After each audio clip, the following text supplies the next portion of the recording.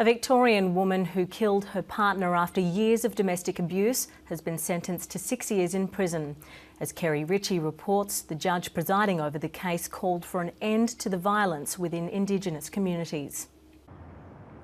Veronica Hudson stabbed Woody Heron after a drunken fight in a caravan park in Bendigo 2 years ago.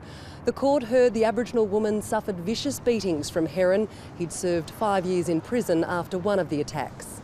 Supreme Court Judge Betty King told the court that Hudson's life read like a horror story. She was sexually abused from birth and was a prostitute from 13. Justice King said this was a tragedy in the true sense of the word. What is not to be doubted is that something must be done. We cannot let this continue as a society. We must stop this appalling violence being inflicted, one upon the other, by members of the Indigenous community. Veronica Hudson's friend Louise Howland was in court. She says Hudson has turned her life around in prison. She's done computer and cooking courses, but it's a difficult road ahead.